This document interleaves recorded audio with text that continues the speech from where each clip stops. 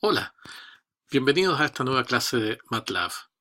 El tema hoy van a ser los scripts, que son archivos en donde podemos guardar comandos para poder usarlos desde ahí, y funciones que nos van a poder permitir definir métodos para resolver problemas un poquito más interesantes.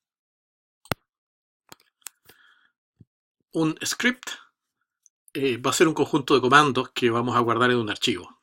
Esos archivos se llaman mfiles y eso viene de que el nombre del archivo se reconoce porque termina en .m.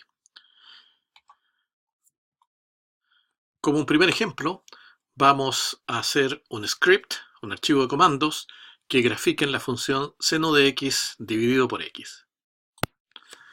Para esto, vamos a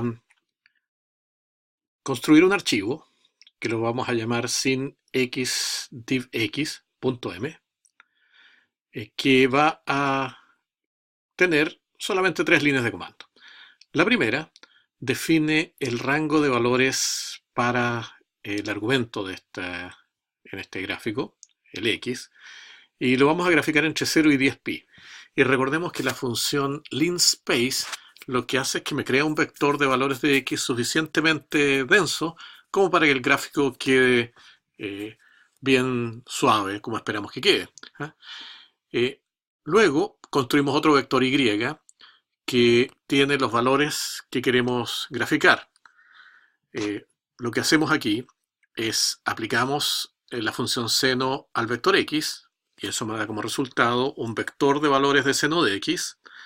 Y por otro lado tenemos nuestro vector x y tenemos que hacer el cociente entre ambos. Y eso se hace simplemente con el operador punto slash. De modo que seno x punto slash x me da mi vector y.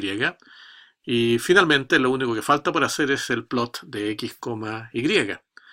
Y como eso está guardado en un archivo llamado sinx divx.m, para ejecutarlo en la ventana de comandos yo escribo sinx divx, el nombre del archivo, enter, y con eso tenemos nuestro gráfico de la función seno de x dividido por x. El uso más importante que tienen estos mfiles es para poder definir funciones. Como ejemplo, vamos a hacer una función que calcule la hipotenusa de un triángulo rectángulo dados sus dos catetos. Una función se define de la siguiente manera. Vamos a ignorar por el momento lo que aparece en verde. Y esta función está dentro de un archivo llamado hipotenusa.m, y la función se llama hipotenusa y se define diciendo que es una función.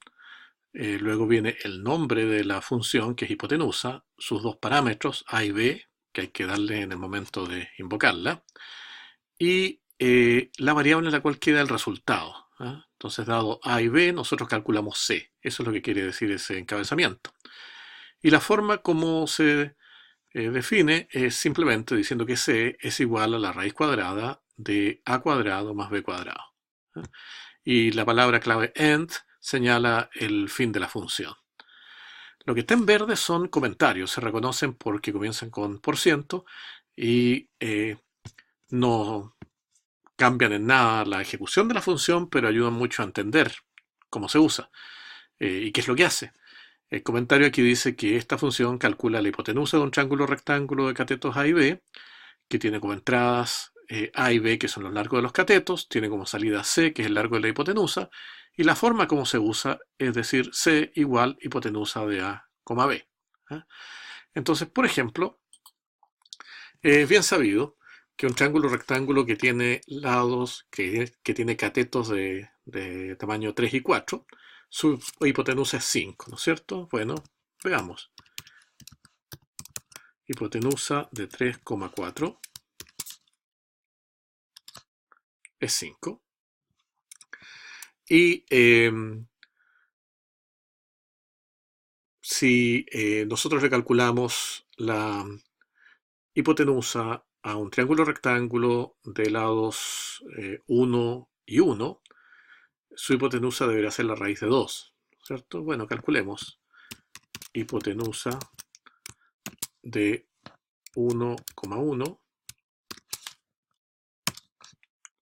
es 1.4142, una aproximación de la raíz de 2. Para el siguiente ejemplo vamos a evaluar un polinomio. Vamos a suponer que nos dan los coeficientes de este polinomio a sub 0, a sub 1, a sub 2, etc. Y hay que calcular el polinomio a sub 0 más a sub 1x más a sub 2x cuadrado, etcétera, etcétera. Y para que esta fórmula se vea de manera más regular todavía, podemos explicitar que donde dice a sub 0, en realidad podemos escribir a sub 0 por x elevado a 0, dado que x a la 0 es 1. Y donde dice a sub 1 por x, podemos decir a sub 1 por x a la 1. Y de esa manera queda más en evidencia que las potencias de x por las cuales se multiplican los coeficientes son x a la 0, x a la 1, x a la 2 y así sucesivamente. Ahora, nuestra función que evalúa polinomios la vamos a llamar evalpoli y va a recibir como parámetro el vector a que va a contener los coeficientes a sub 0, a sub 1, etc. Y un valor x, que es el punto en el cual se va a evaluar el polinomio. Y a partir de eso, nosotros vamos a construir un vector de las potencias de x, lo vamos a llamar pot x, que va a contener x a la 0, x a la 1 hasta x a la n. Una vez que tengamos esos dos vectores, lo que tenemos que hacer es hacer el producto a sub 0 por x a la 0, a sub 1 por x a la 1 y así sucesivamente, y sumar todo eso. En el fondo lo que tenemos que hacer es el producto interno entre este vector y este otro. Y recuerden que en MATLAB ese producto interno está definido entre un vector fila y un vector columna. Por lo tanto, lo que vamos a tener que hacer es multiplicar con el operador asterisco el vector A por el vector pot x transpuesto, o sea, pot x'. La función para evaluar el polinomio la vamos a llamar evalpoli y recibe dos parámetros, el vector A y el punto x, y el resultado va a quedar en la variable y. Y como habíamos dicho, lo que vamos a hacer es calcular un vector pot x que son las sucesivas potencias de x. Vamos para eso, a primero que nada calcular cuál es la longitud del vector de coeficientes. Eso lo hacemos con el operador length y vamos a generar un vector n que tiene los números del 0, el 1, el 2 hasta 1 menos que el largo del vector. ¿Por qué es 1 menos? Es porque como esos exponentes parten de 0 y no de 1, entonces también terminan 1 antes que el largo del vector. Eso lo vamos a llamar n, y cuando ahora tomamos el valor x, que recuerden es un escalar, y lo elevamos con punto gorrito a este vector n, lo que yo obtengo es nuestro vector pot x, y luego lo único que falta por hacer es lo que habíamos dicho, el producto interno a asterisco pot x transpuesto, o sea, pot x'. Y ahora, para probar esto, vamos a ejecutar la función dándole un vector, que en este caso sería 2, 3, menos 5, 1, y un punto de evaluarlo, que sería el punto 3. Hacemos Enter. Tenemos aquí nuestro vector n, que habíamos dicho eran los números 0, 1, 2, 3, ¿no es cierto? Nuestro vector es de largo 4, por eso es que llega hasta el 3. Pot x, recuerden que 3 es el valor donde vamos a evaluar, entonces 3 a la 0, 3 a la 1, 3 a la 2, 3 a la 3. Y el y que resulta en este caso es menos 7. Veremos a continuación que uno puede escribir funciones que retornen más de un valor. Y como un ejemplo de eso, vamos a resolver una ecuación de segundo grado, ¿ya?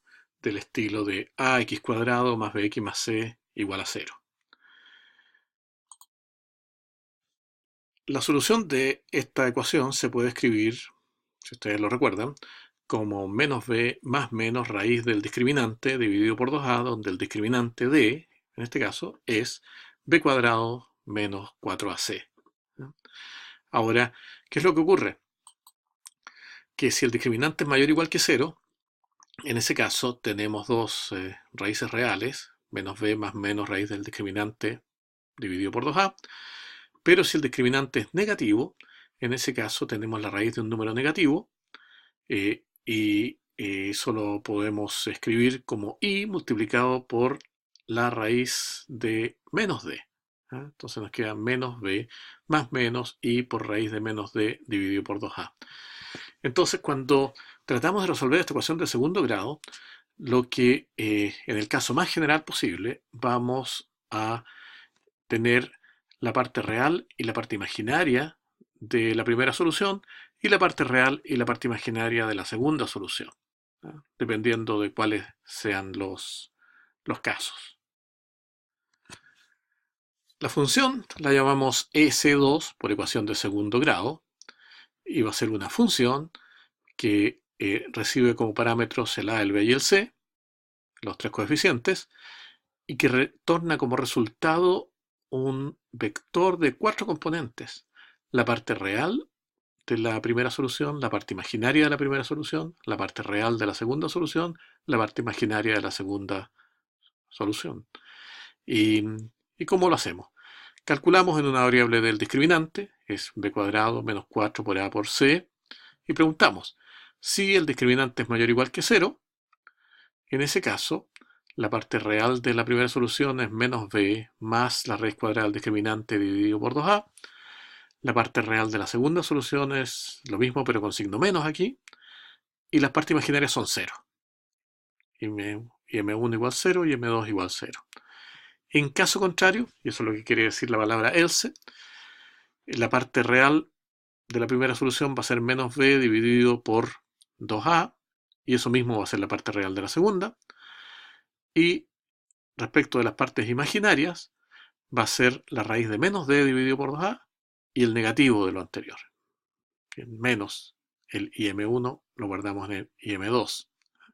Y ahí tenemos nuestra función que calcula las soluciones de una ecuación de segundo grado. Vamos a aplicar esta función que acabamos de escribir para resolver estas dos ecuaciones. La primera es x cuadrado menos x menos 1 igual 0. Y la segunda es x cuadrado menos x más 1 igual 0. De modo que los coeficientes son 1 menos 1 menos 1 en el primer caso y 1 menos 1 más 1 en el segundo caso.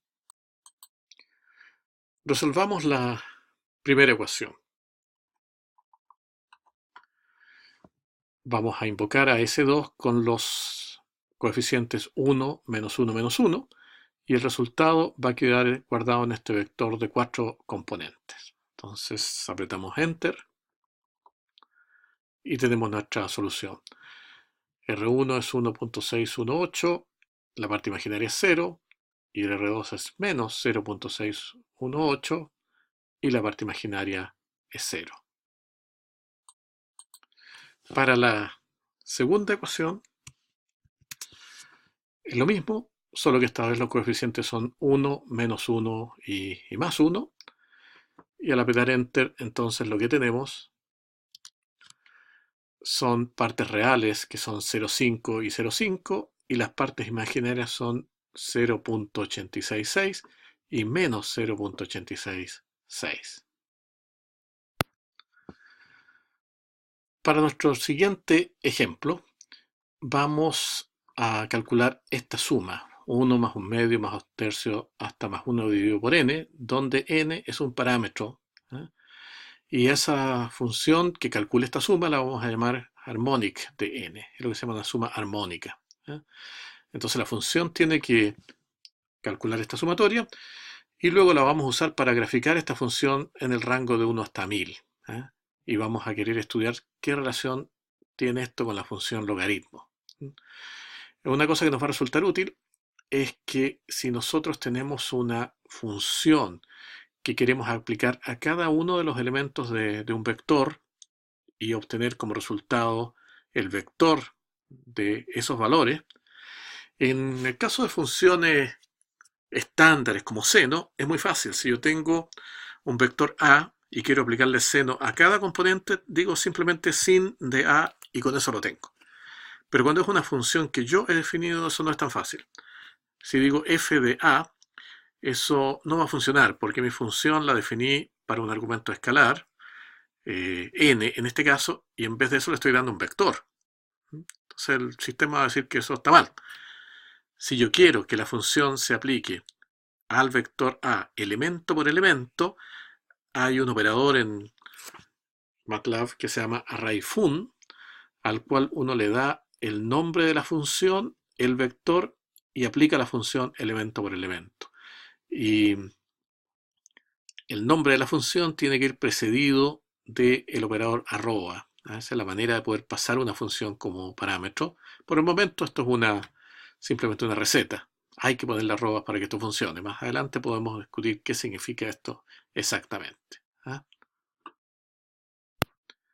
Nuestra función harmonic recibe el parámetro n y entrega el valor h.